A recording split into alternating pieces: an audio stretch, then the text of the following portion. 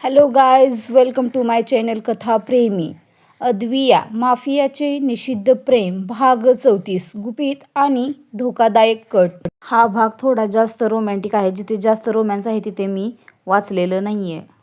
सिया आपल्या खोलीत सोफ्यावर बसून मेडने नुकतीच बनवून आणलेल्या आंबट चटपट चिंचेची चटणी आणि पापडीची मजा घेत होती.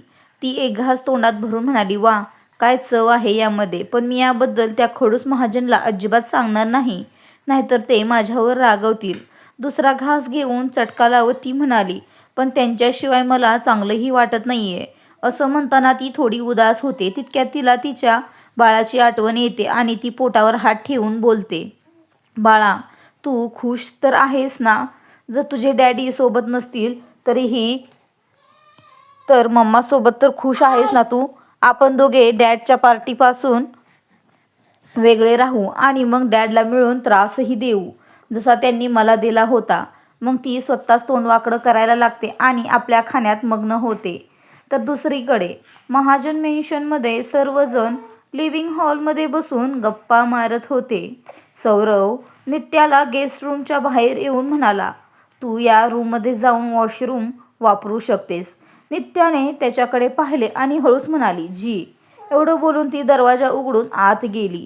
ती आत जाऊन स्वतःशीच म्हणाली, मी इथे आली तर खरी, पण आता याच्याशी कसं बोलू हे तर माझ्याकडे पाहतही नाहीयेत. कुरकुरतच ती वॉशरूममध्ये गेली आणि काही वेळात बाहेर आली. सौरव बाहेरच उभा होता. सौरवचं सगळं लक्ष त्याच्या फोनमध्ये होतं. त्याने नित्याकडे काहीच लक्ष दिले नाही. त्यामुळे नित्याचं तोंड हिरमुसलं. मग ते दोघे सर्वांजवळ आले. नित्या मनातून स्वतःला कोसतच म्हणाली, बेटा नित्या, जर तू अशीच करत राहिलीस तर मग तुझं लग्न झालंच समज याच्याशी. असं विचार करत ती आपल्या दुपट्ट्याचं टोक गुंडाळत होती. अर्ध्या तासानंतर मिस्टर राजावत म्हणाले, केशव, आता आपण निघायला हवं. हा सर्वजण उठून उभे राहिले आणि सर्वांना आनंदाने निरोप देण्यासाठी बाहेरपर्यंत सोडायला आले. ते सर्व आपल्या गाडीत बसून तिथून निघून गेले. नित्या लपून लपून बारकाईने सौरवकडे पाहत होती आणि ते शेवटी सर्व तिथून निघून गेले. ते गेल्यानंतर अद्वैत म्हणाला, मी मीराकडे चाललोय, आणि तो तिथून आत निघून गेला. रंजना म्हणाली, दीदी, तुम्ही त्यांच्याशी गर्वच्या नातेसंबंधाबद्दल का नाही बोललात? स्मृतीशी म्हणाल्या, ही योग्य वेळ नव्हती. जेव्हा आपण मीराच्या नात्याबद्दल बोलू तेव्हाच आपण गर्वसाठी सुद्धा मागणी घालू. यांचे बोलणे ऐकून रंजनाचा चेहरा पडला, पण ती म्हणाली काही नाही आणि सर्वजण आत आले. अद्वैत काही वेळातच मीराच्या खोलीच्या बाहेर उभा होता. त्याने दरवाज्यावर नॉक केले तर मीराने काही सेकंदातच चिडून रागाने दरवाजा उघडला. ती काही बोलणारच होती की समोर अद्वैतला उभं पाहून तिचं तोंडच बंद झालं. ती अडखळत म्हणाली, भाऊ अद्वैत. तिला बाजूला सारत तो आत आला आणि म्हणाला, हो मिस, मला तुझ्याशी काही बोलायचं आहे. बैस मीरा. त्याच्या मागे मागे ती सोफ्यावर अद्वैत सोबत बसली. मीरा मनात विचार करू लागली, काय भाऊला परत माझ्याबद्दल काही कळलंय की काय? ती गप्पपणे फक्त त्याच्याकडे पाहत होती. अद्वैतने तिच्याकडे पाहिले आणि विचारले, तू कोणाला पसंत करतेस का? मीराचे डोळे मोठे झाले. त्यावर तो पुढे म्हणाला, मीरा बघ, तू मला सांगू शकतेस. मीरा म्हणाली, नाही भाऊ, माझ्या आयुष्यात कोणीही नाहीये. जर असं असतं तर मी घरी सांगून दिलं असतं. अद्वैतने मनातूनच सुटकेचा श्वास घेतला आणि मग विचारले, मग तू एवढ्या रागात का होतीस? तुला आयुष्यात पुढे जायचं नाहीये का? बघ, जर तुझ्या आयुष्यात कोणी नसेल तर आई आणि मम्मा डॅडने तुझ्यासाठी एक मुलगा पसंत केला आहे. कुटुंब खूप चांगलं आहे आणि तो तुला पसंतही करतो. त्यावर मीरा म्हणाली, भाऊ, मी सध्या लग्न करू इच्छित नाही. अद्वैतने तिच्याकडे पाहिले. तो थोडा आश्चर्यचकित झाला, पण त्याच्या आवाजात कठोरता नव्हती. का मीरा? काही कारण तर असेल ना? मीरा आपली बोटे एकमेकात मुरगळू लागली. तिने मान खाली झुकवली. कारण आहे भाऊ, पण असं नाही की तुम्हाला ते समजेल. मग हिम्मत करून त्याच्याकडे पाहत ती म्हणाली, मला स्वतःला समजून घ्यायचं आहे. माझं शिक्षण, माझं करिअर. मी सध्या कोणाचीही जबाबदारी बनण्यासाठी तयार नाही आहे. अद्वैत थोडा पुढे झुकला. पण मुलगा चांगला आहे, कुटुंबसुद्धा चांगलं आहे. हे आयुष्यभराचं सोबती पण आहे. काही थट्टा नाही आहे. मीराचा आवाज हलकासा कापला, पण तिचे शब्द खंबीर होते. म्हणूनच तर मी नकार देते भाऊ, कारण हा आयुष्यभराचा निर्णय आहे. मनापासून तयारी नसताना जर मी हो म्हणाले तर ते कोणावर तरी अन्याय करण्यासारखं होईल. अन्याय होईल स्वतःवरही आणि त्याच्यावरही. अद्वैत काही क्षण गप्प राहिला. मीराला वाटलं कदाचित आता ते ओरडतील. मीरा घाईघाईने म्हणाली, प्लीज भाई, याला माझा हट्ट समजू नका. मी लग्नापासून पळून नाही जात आहे, बस आत्ता नाही. अद्वैतने खोल श्वास घेतला. मम्मा आणि डॅडला काय उत्तर देऊ? मीराचे डोळे पाणावले. ती हळूच म्हणाली, सांगा ना, तुमची मुलगी अजून स्वतःच्या पायावर उभी राहू इच्छिते. तिला थोडा वेळ हवा आहे. अद्वैतने तिच्याकडे पाहिले. तो तिच्या डोळ्यातील सत्यता वाचत होता. काही सेकंदांनंतर त्याने तिचे डोके हळूच थपटले. ठीक आहे मीरा, मी जबरदस्ती करणार नाही. मीराच्या डोळ्यातून सुटकेचे अश्रू बाहेर आले. थँक्यू भाऊ. त्यावर अद्वैत म्हणाला, पण एक गोष्ट लक्षात ठेव, जेव्हा कधी तुला वाटेल की तू तयार आहेस, सर्वात आधी मला सांगशील. मीरा हलक्याशा हसण्यासोबत मान हलवू लागली. नक्की. अद्वैत खोलीबाहेर निघून गेला आणि मीरा एकटीच सोफ्यावर बसून राहिली. मनात हलकीशी भीती, पण लग्नाच्या कटकटीपासून सुटका झाली होती. ती मनातच म्हणाली, भाऊ, मी तुमच्याशी खोटं बोलले. खरी गोष्ट तर ही आहे की जोपर्यंत मी त्यास याला तुमच्या आयुष्यातून बाहेर फेकून देत नाही, तोपर्यंत मी काहीच करू शकत नाही. मला तिच्या नावाची आणि तिच्या चेहऱ्याची प्रचंड संताप वाटतो. मी तिला तुमच्यासोबत कधीच सहन करणार नाही. मग भले माझं आयुष्य उद्ध्वस्त का होईना, मला फरक पडत नाही. तिच्या डोळ्यात एक अजीब प्रकारची आग जळत होती. बस वाट पहा, एक संधी आणि तू गायब. अद्वैत बाहेर आला तर स्मृतीची त्याला कॉरिडॉर जवळ उभ्या दिसल्या. त्याने सांगितले, मॉम, तुम्ही लोक नात्याबद्दल बोलू शकता. बस ती सध्या लग्न करू इच्छित नाही आणि एकदा नातं पक्क झालं की ते दोघे एकमेकांना आधी जाणून घेतील, त्यानंतर लग्नाविषयी बोलू. स्मृतीने त्याचे बोलणे ऐकून खुश झाल्या. त्या म्हणाल्या, हे योग्य राहील. जेव्हा आमचं बोलणं होईल तेव्हा आम्ही याबद्दल नक्कीच बोलू. आणि बेटा, तू तिला इथे घेऊन नक्की ये. अद्वैतने गंभीरतेने उत्तर दिले. ठीक आहे मॉम, आता मी निघतो, उशीर होतोय. ठीक आहे बेटा, सांभाळून जा आणि माझ्या सुनेची काळजी घे. माझी सून ऐकून अद्वैतच्या हृदयात एक हलचल झाली, पण तो काही बोलला नाही. फक्त मान हलवून तो तिथून निघून गेला. तो बाहेर आला आणि आपल्या गाडीत बसून निघून गेला. दुसरीकडे रोहन मिस्टर रॉय यांच्यासोबत साईट पाहायला आला होता. त्यांची मुलगीसुद्धा सोबत आली होती. पण जेव्हा तिने तिथे रोहनला एकटं येताना पाहिलं तेव्हा तिला राग आला. ती आपल्या डॅडला म्हणाली, डॅड, हे मिस्टर महाजन नाहीत, हे तर त्यांचे असिस्टंट आहेत. मिस्टर रॉय तिला समजावत म्हटले, बेटा, अशा छोट्या छोट्या गोष्टीवर तू रागावलीस तर विसरून जा की तुला कधी मिस्टर महाजन मिळतील. तुला जर ते हवे असतील तर स्वतःवर ताबा ठेवावा लागेल. ते काही छोटे मोठे हस्ती नाहीत, ते दि महाजन आहेत. त्यांच्या मागे पुढे मुलींची काही कमी नाही आहे, समजलीस?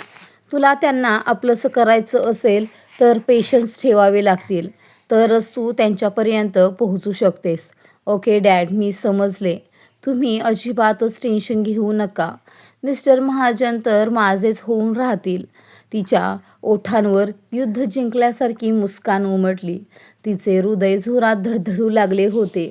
रोहनने त्या दोघांना पाहिले तर तो त्यांच्याजवळ येऊन म्हणाला, हॅलो मिस्टर रॉय. बॉसला आज अचानक महत्त्वाचं काम आल्यामुळे ते येऊ शकले नाहीत. मिस्टर म्हणाले, काही हरकत नाही. बस तुम्ही सर्व काही व्यवस्थित पाहून आणि समजून घ्या. आपल्याला प्रोजेक्ट लवकरच सुरू करायचा आहे. जी मी जागा पाहिली आहे, मी बॉसला सांगून देईन. ठीक आहे, आता मी निघतो. यासोबतच रोहन तिथून निघून गेला. अद्वैतची गाडी त्याच्या घरी येऊन थांबते. तो घाईघाईने गाडीतून बाहेर पडून थेट आपल्या खोलीत जाऊ लागतो. आता संध्याकाळ झाली होती. अद्वैतने दरवाजा उघडला आणि तो आत आला तर तिथे कोणीच नव्हते. अद्वैत स्वतःशीच म्हणाला, बेबी कुठे गेली? तितक्यातच त्याचे लक्ष गॅलरीच्या अर्ध्या उघड्या दरवाज्याकडे गेले. तो त्या दिशेने पुढे जाऊ लागला. गॅलरीत येऊन पाहिले तर सिया मेडसोबत होती. सिया झुल्यावर बसली होती आणि मेड पाठीमागे उभी राहून तिला हळूच झोका देत होती. सियाला खूप छान वाटत होतं. बाहेर थंड हवा सुटली होती, ज्यामध्ये तिचे मोकळे केस हवेत उडत होते. अद्वैत दरवाजाजवळ उभा राहून आपल्या पत्नीचा हसरा चेहरा पाहून स्वतःचीच म्हणाला, बस, मला याच चेहऱ्याला पाहण्याची घाई झाली होती. आणि पुढे ढकलणार का? मेडने जेव्हा त्याला तिथे येताना पाहिले तेव्हा ती थांबली आणि मान खाली घालून झुकून म्हणाली, सर, मॅडमला इथे यायचं होतं. अद्वैतने तिला बोटाने जाण्याचा इशारा केला आणि स्वतः सियाजवळ येऊन बसला. अद्वैतने तिच्या मांडीवर आपले डोके ठेवले आणि म्हणाला, बेबी, मी तुला खूप मिस केलं. सिया त्याच्या केसांमध्ये बोटे फिरवत म्हणाली, अच्छा, पण तुम्ही तर तुमच्या फॅमिलीसोबत होतात, तरीही माझी आठवण काढली. अद्वैतने तिच्या नाकाला हलके चिमटा काढला आणि म्हणाला, हो, कारण तू सुद्धा माझी फॅमिली आहेस. तू माझी पहिली प्रायोरिटी आहेस. सियाच्या ओठांवर एक लांबच लांब स्माईल आली आणि तिने झुकून त्याच्या कपाळाचे एक हलके चुंबन घेतले. अद्वैत तिच्या केसांना कुरवाळत म्हणाला, तू दिवसभर काय केलंस? मी तर झोपले होते. त्यानंतर मी ज्यूस प्यायले, तुमच्याशी बोलले, मग काही वेळ बसून राहिले आणि त्यानंतर इथे आले. अद्वैत तिचे बोलणे ऐकून म्हणाला, अच्छा. आणि सिया अडखळत म्हणाली, आणि दुसरं काही नाही. अद्वैतने तिचे डोळे तिच्याकडे लहान डोळे करून रोखून पाहिले. तेव्हा ती लहान मुलासारखं तोंड बनवून म्हणाली, आणि मी चटपटीत चटणी आणि पापडी खाल्ली. त्यावर अद्वैत म्हणाला, मग हे आधी का नाही सांगितलंस? तिने मान खाली घालून छोटासा चेहरा बनवून सांगितलं, कारण तुम्ही रागवला असतात. अद्वैत म्हणाला, नाही, मी का रागू? तू घरातली गोष्ट खाल्ली आहेस, पण कमी खात जा अशा गोष्टी, नाहीतर तुझं पोट खराब होईल आणि मी डॉक्टरांशी बोलून घेईन. ती खुश होऊन म्हणाली, खरंच तुम्ही रागावला नाही आहात?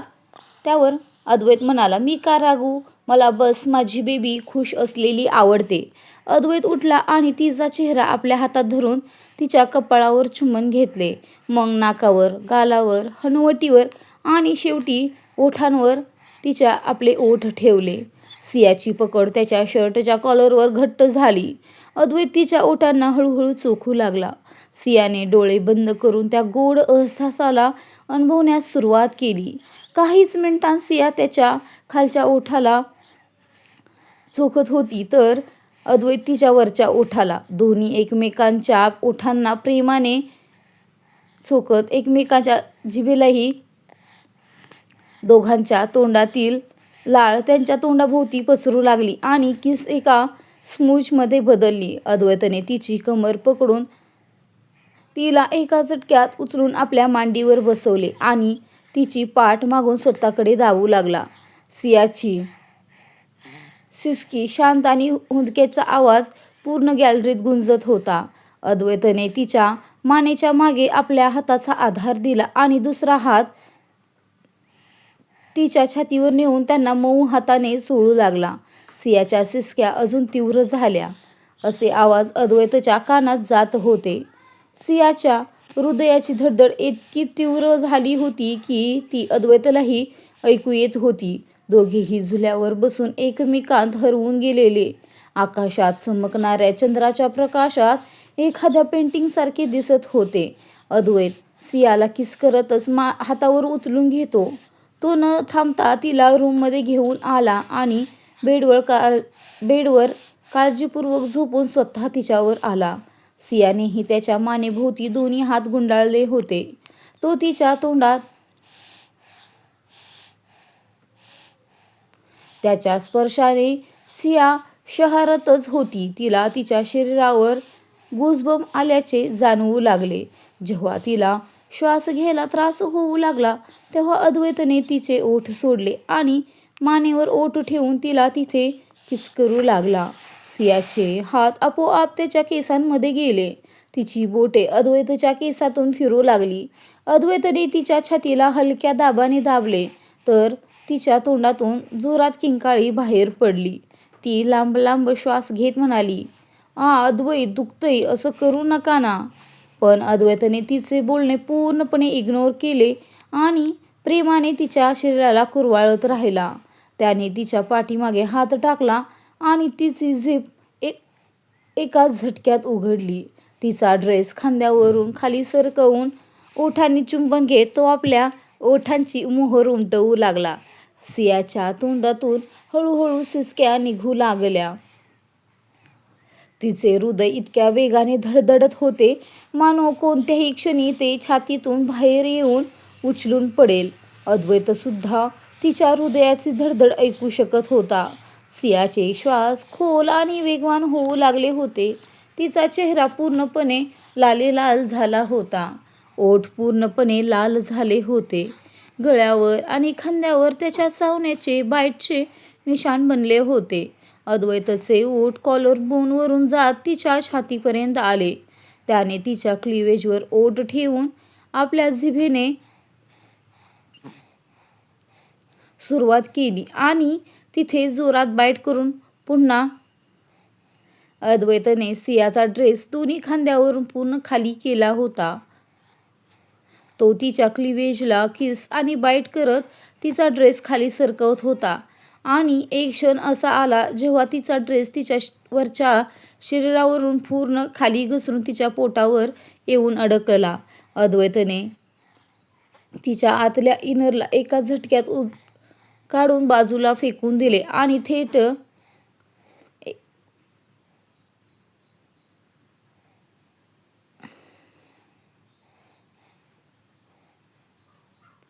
त्याने तिचे पूर्ण वक्षस्थळ लाल करून टाकले होते. सियाच्या शिसक्या तीव्र झाल्या होत्या आणि श्वासांचा वेग वाढला होता. खोलीच्या भिंतीवर आदळून त्यांचेच आवाज त्यांच्या कानात गुंजत होते. सिया शहारत म्हणाली, mister Mahajan baby, I like it. मला हे प्यायला आवडतं, बस मिल्क येत नाही. त्याचे हे बोलणे ऐकून सियाची स्वतःचीच बोलती बंद झाली. तिचा चेहरा काश्मीरी सफरचंदासारखा लाल झाला. तिने आपले तोंड दुसऱ्या बाजूला फिरवले.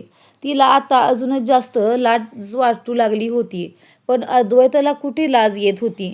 तो तिच्यापासून थोडा दूर झाला आणि त्याने आपला कोट घाईघाईने काढून फेकून दिला आणि मग शर्ट आणि नंतर उरलेले सर्व कपडे. त्याने सियाचा ड्रेससुद्धा खाली खेचून बाजूला काढून टाकला आणि तिचे उरलेले सर्व कपडेही काढून फेकून दिले.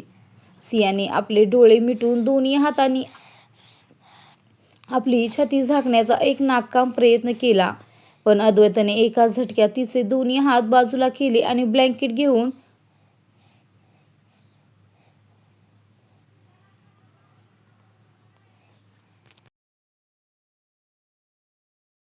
अद्वैतचे धडधडणारे हृदय आणि वेगाने चालणारे श्वास खोलीत गुंजत होते. असे मानो एखादे रोमॅन्टिक म्युझिक वाजत असावे. त्याने तिचे पोट आणि ओठ चुंबले तेव्हा सियाला असं वाटलं जणू तिच्या पोटाच्या आत खूप साऱ्या फुलपाखरांचे थवे उडत आहेत.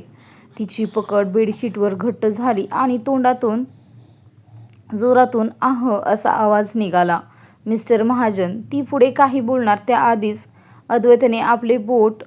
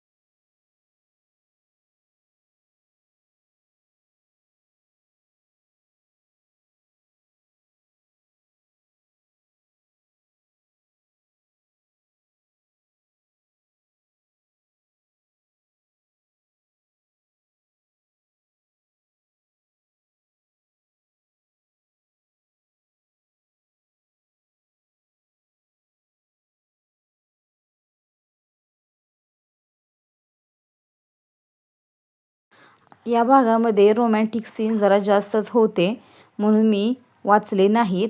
तर ते तुम्ही स्वतः वाचा, कारण ते जर मी वाचून दाखवले तर आपल्या चॅनलला नवीन एखादे कम्युनिटी गाईडलाईन्स येईल, म्हणून मी ते वाचले नाहीत. तर समजून घेऊ शकचाल तुम्ही, आशा करते. नाहीतर मग एकदम नॉर्मल भाग टाकते नेक्स्ट टाईमपासून. तुमची जशी इच्छा. तुम्हाला भाग कसा वाटला कमेंटमध्ये नक्की सांगा.